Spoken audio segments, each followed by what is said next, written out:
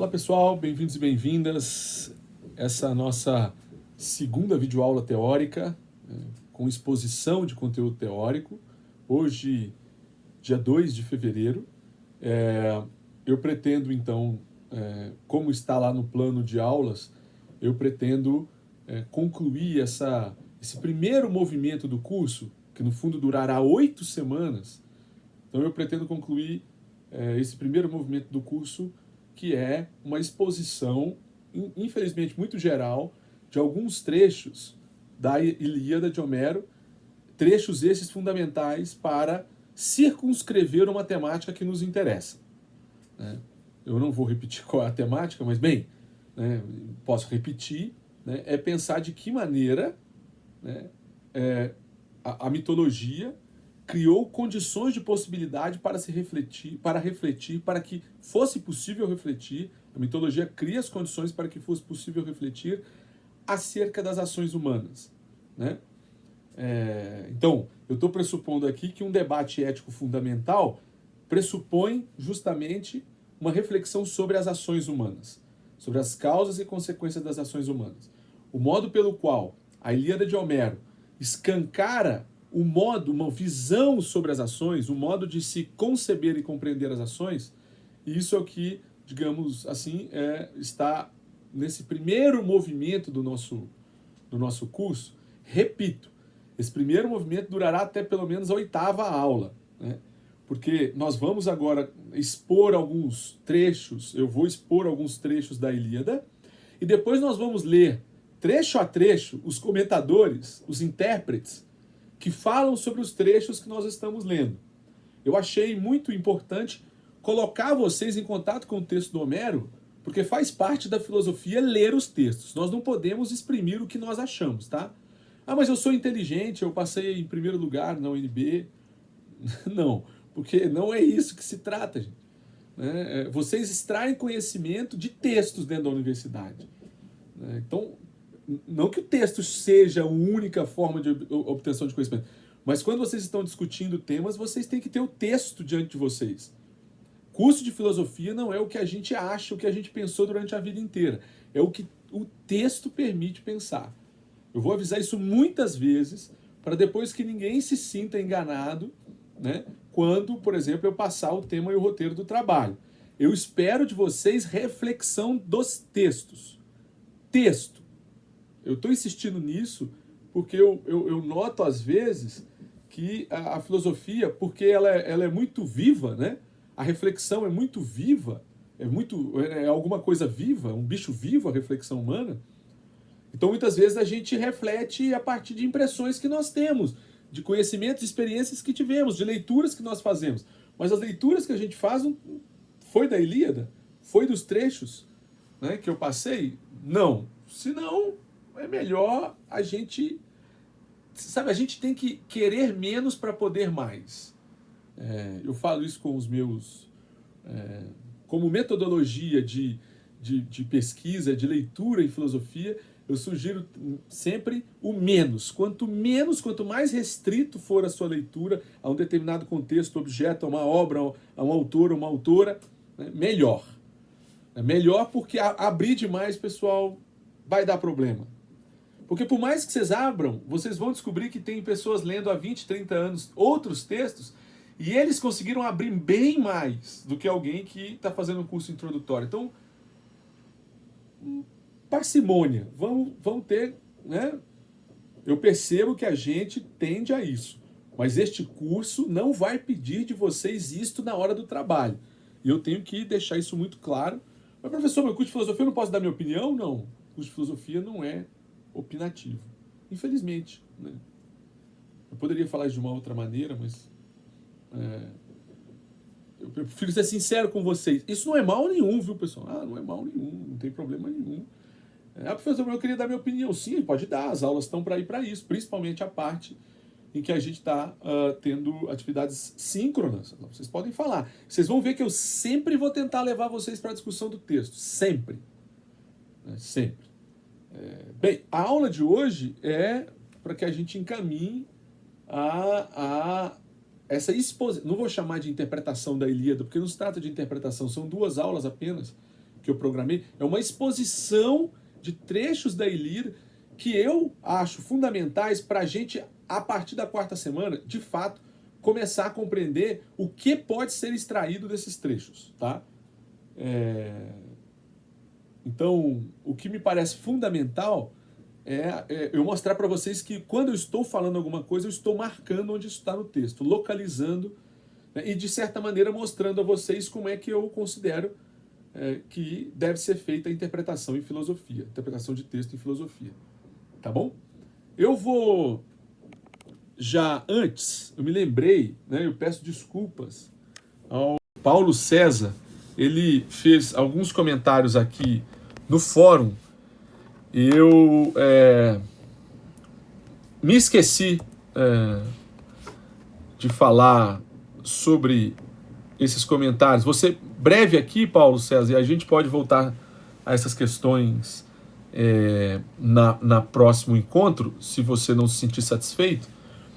Aqui é uma consideração bem longa, eu não vou ler, obviamente, são reflexões, né, assim, bem amplas, né? A primeira coisa que eu acho que, né, eu diria para você, Paulo, é que me parece que a sua leitura, principalmente quando você vai falar de mitos nórdicos, absolutismo, de ciência, você, né, essas diferentes áreas do conhecimento, ou diferentes temas, diferentes objetos de reflexão, né, porque nórdicos, eles estão aí até hoje, né? Não sei se você está querendo...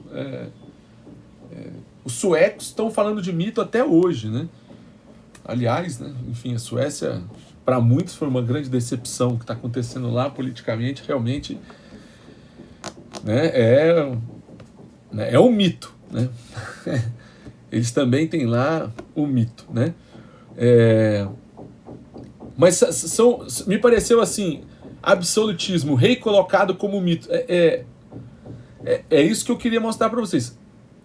Vamos combinar uma coisa, né, com todo mundo, não é só com a questão colocada pelo Paulo César, que eu acho que pode ser...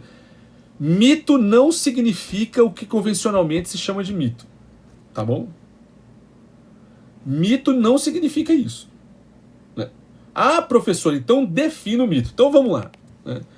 O conceito de mito que eu estou trabalhando. Esqueçam, o rei é mito. Esqueçam, o mito não pode ser atribuído, né? O mito não pode ser atribuído a alguém, a algum objeto, tá? Mito não é atribuído a isso. A primeira coisa que significa mito para Homero, né, é o modo de usar a linguagem, tá? Ou as palavras, né? O epos, que vai dar epopeia, né? O modo de usar a linguagem. Isso é mito, tá? Isso é mito, né? Então, eu queria que ficasse muito claro. Por isso que mito diz respeito a um procedimento da linguagem, procedimento do discurso, né? A um procedimento do discurso. Por isso, cuidado, pessoal. Ah, professor, isso é desinteressante. Porque eu queria estudar no fundo o que é um mito tal como hoje, né? Eu queria entender o mito tal como ele é pensado no caso do presidente da República. Pessoal, para a gente entender como é que o mito hoje é usado assim, a gente precisa entender como ele é usado, né? Para a gente entender as morfologias do mito, né? Então, é um procedimento discursivo. É isso que é o mito, tá? Eu estou chamando esse procedimento, quero que fique muito claro, porque senão nós vamos ter muitas confusões. Muitas. Esse procedimento que eu estou chamando discursivo, né? Ele é apresentado, exposto, né, segundo, vamos chamar assim, eu não vou falar uma técnica, mas segundo uma estrutura, né? Ou, se vocês quiserem, segundo um jeito de compor. Esse jeito de compor é o que nós chamamos de poético, tá? Aí vocês vão falar, tá bom, A relação entre mito e poesia eu entendi, né? E vocês vejam aqui, pessoal, que eu não estou falando de deuses, não estou falando de herói, estou falando de nada. Estou falando de nada ainda. Estou querendo dizer para vocês que quando alguém usa mito, ele diz assim, se vocês pegarem o grego e ver quando aparece a palavra mito, em geral, ela é traduzida por narrativa, por fala, por dizer, por contar uma história. É assim que a palavra é traduzida, né? Então, cuidado para o que nós estamos chamando de mito, tá? É o modo de usar a linguagem. Não, eu posso usar a linguagem de maneira, sei lá, jurídica, posso usar a maneira mitológica. A maneira mitológica, ela tem certos pressupostos, né? O que caracteriza um uso poético da linguagem que respeita determinadas características para ser dito mito, né? O que ele tem que respeitar? Antes de mais nada, ele tem que respeitar ao critério da ficcionalidade, tá? Esse é o critério poético que está na Ilíada, tá? O critério da ficcionalidade. Ah, professor! Mas então, peraí, o que você está chamando? Você está falando que os deuses são ficcionais? Que Troia não é uma cidade que de fato existiu, mas é uma ficção, né? Então, quer dizer, ela é uma ilusão, né? Ela é algo que não é real, ela é o não real. Não. Né?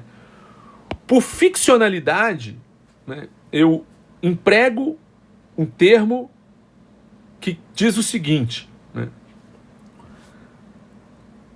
A produção de sentido e significado, quer dizer, aquilo que para nós, né, é representação, aquilo que nós dizemos assim, não, eu consigo me representar isso aí que você está falando. Eu consigo, né, ter uma compreensão disso aí que você está falando.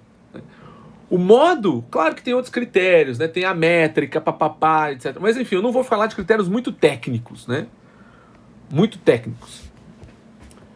Mas a ficcionalidade é um modo específico, um jeito específico de produção de sentido e significado. Um jeito específico de gerar para nós representações, imagens que nós somos capazes de compreender. Como é que isso é criado? Pela fantasia, tá? Ou pela imaginação. Vocês podem traduzir fantasia por imaginação, tá? Eu estou dando um outro curso, né? Não estou falando isso à toa, tá, pessoal? Eu estou dando um outro curso, né, para uma disciplina de filosofia chamada estética, que eu falo só sobre esse ponto aqui, tá? O curso inteiro, que eu estou reduzindo aqui para vocês a uma explicação de segundos, é o tema inteiro do curso, né? Então, para quem tiver interesse, né, pode procurar o curso de Estética e Filosofia da Arte, que o curso trata exatamente desse tema da ficcionalidade, né, na Odisseia, a partir da Odisseia, tá? Então, né, o outro ponto, né, que eu, né, preciso destacar, o mito é o modo de usar a linguagem guiado pela espontaneidade da fantasia. O que é a fantasia? Um modo de produzir pela linguagem sentido e significado. Sentido e significado. Aí a pergunta final. Como a fantasia constrói sentido e significado, então, para legitimar o que você está chamando de mito? Explica aí, professor. Simples, né? Dito aqui em 30 segundos, né? A fantasia, né? Mito é uma característica da linguagem, o modo de proceder da linguagem, que supõe a fantasia como a faculdade humana capaz de produzir sentido e significado. O modo pelo qual ela produz sentido e significado, o modo pelo qual as coisas passam a ter função representativa para nós, é da seguinte maneira, né? Liberar o significante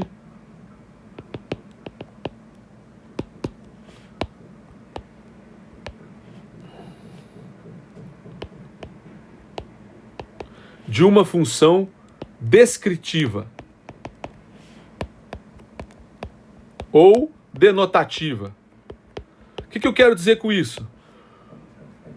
O significante, que é aquilo que nós representamos, né? O que nós representamos quando alguém fala alguma coisa, quando alguém canta alguma coisa, quando alguém lê a Ilíada pra gente, quando alguém ouve sobre Troia. Troia é um significante, Aquiles é outro significante.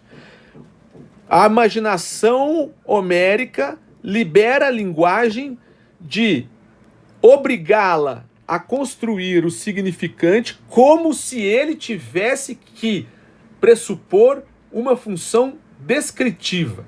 Quer dizer, que Troia existisse deveras, que Aquiles existisse deveras, tal como a gente acha que existe algo como, sei lá,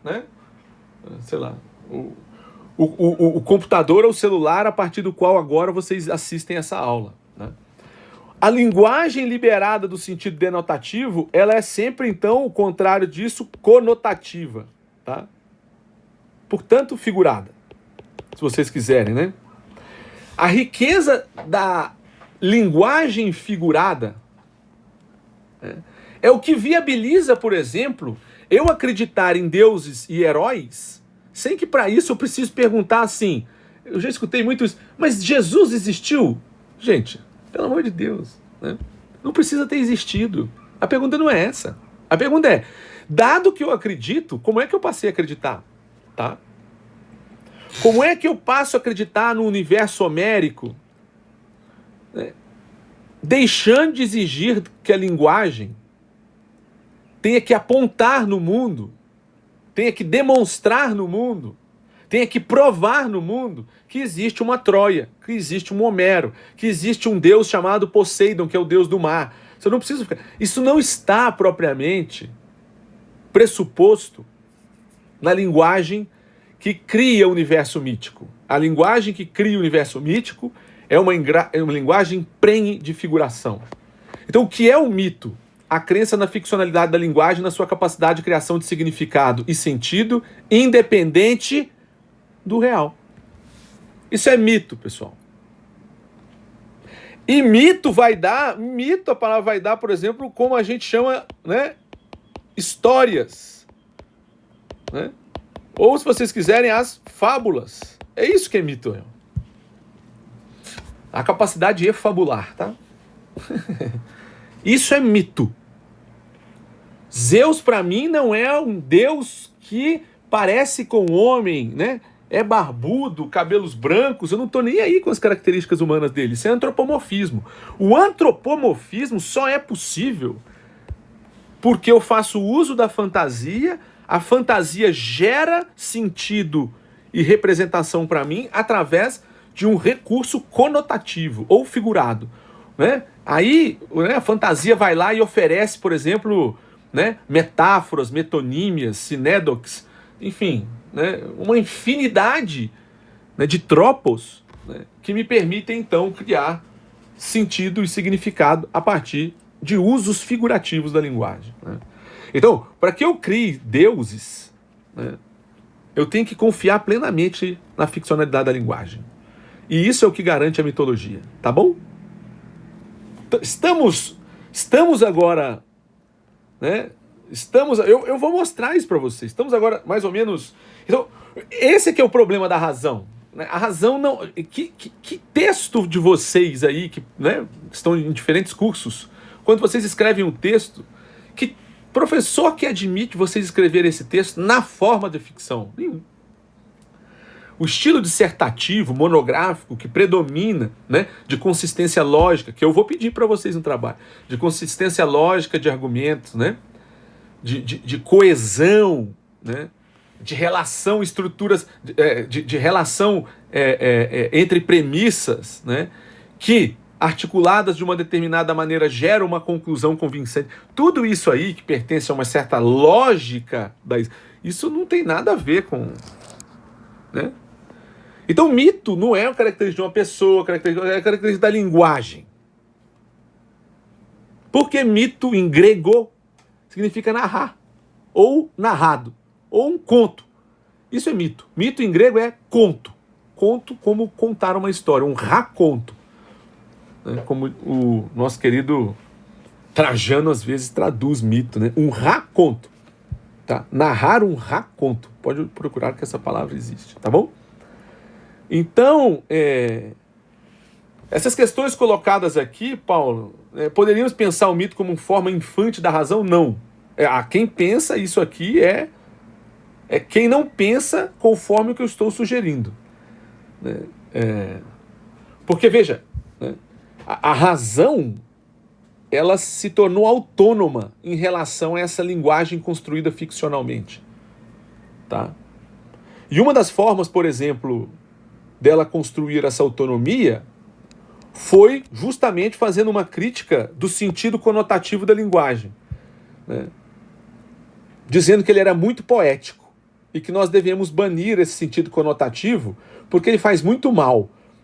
Qual é a crítica que a razão fez? Isso está muito claro na tradição, é que esse sentido conotativo, em geral, ele representa o que nós poderíamos chamar de mentira, e toda mentira gera ignorância, tá? Porque a mentira é uma forma do não saber.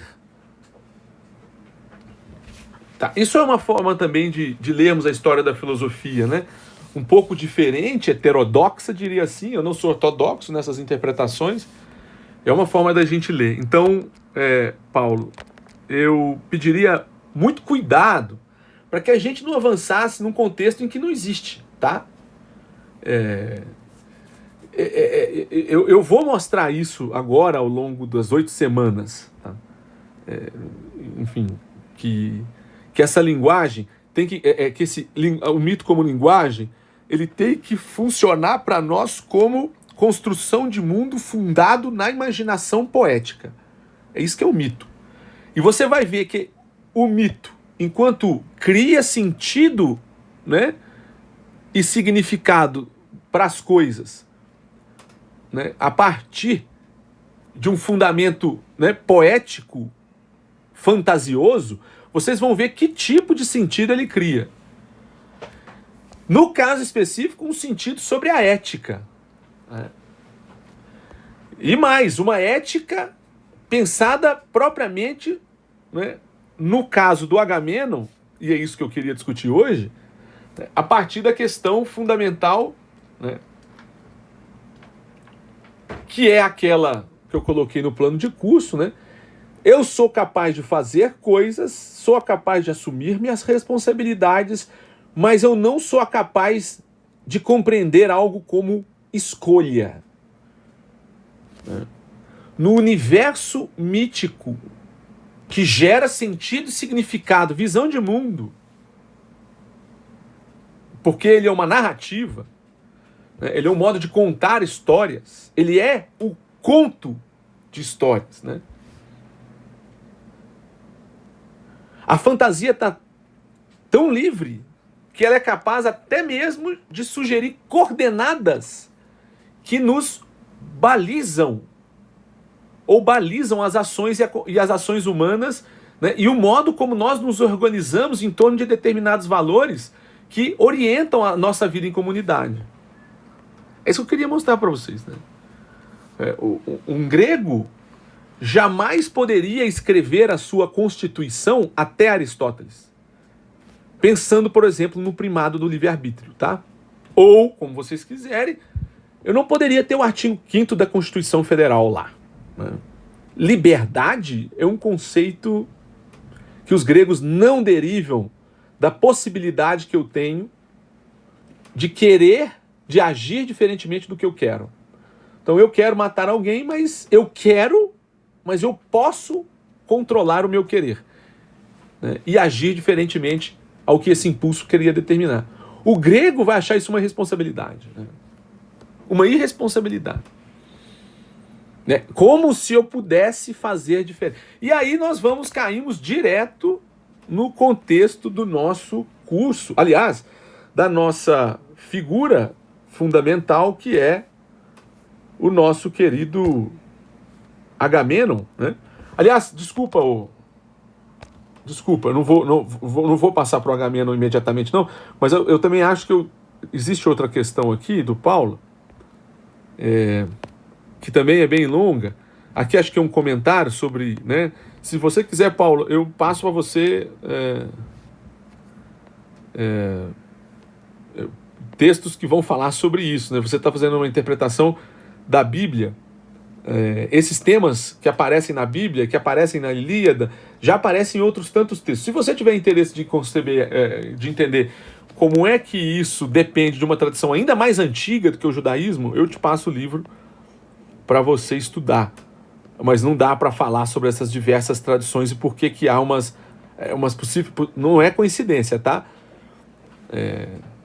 E aqui, essa questão aqui, que é obviamente é o tema que eu iria iniciar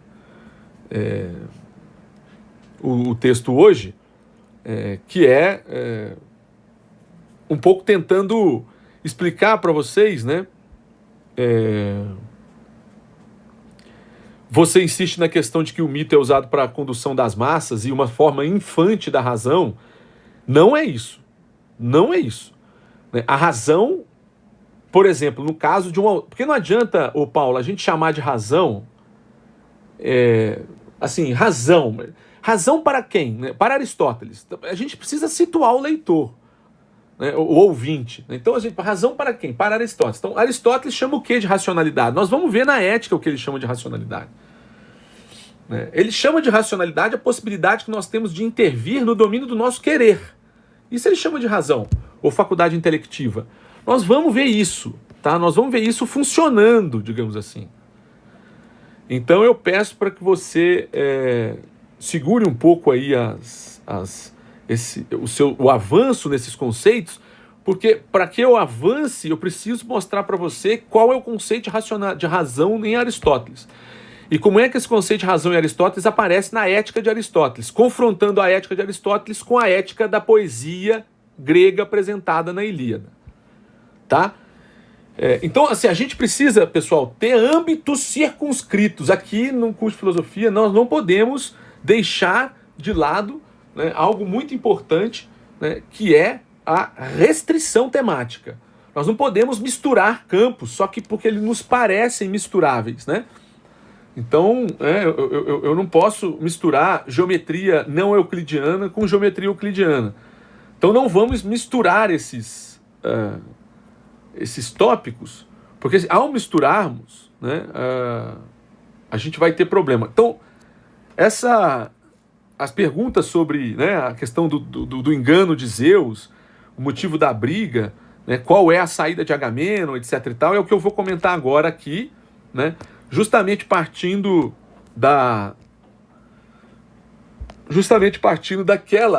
daquele comentário que eu fiz há 3 minutos atrás, em torno da figura de Agamemnon, né? E que eu já havia comentado com vocês no nosso encontro, né? Que é o momento em que Zeus, para vingar, né, via pedido de Tétis, para vingar Aquiles, ele manda um sonho aqui, e o sonho, né, sugere ao Atreu, sugere a Agamemnon que ele vá logo para a luta. Agamemnon desconfia, né, a gente já falou sobre isso, Agamemnon desconfia, e aqui está o trecho, né, ao mesmo tempo que ele reconhece que Zeus trama um engano, e quer levá-lo para a ruína, ele diz essa frase aqui: não há como fugir ao que um Deus decida, tá? Eu vou comentar essa frase a partir da próxima aula, para avançar, no sentido de mostrar para vocês a figura de Agamemnon, a centralidade da figura de Agamemnon, justamente na discussão em torno da impossibilidade da escolha. E como isso era amplamente reconhecido entre os demais personagens da obra, tanto é verdade, né, que, né, lá no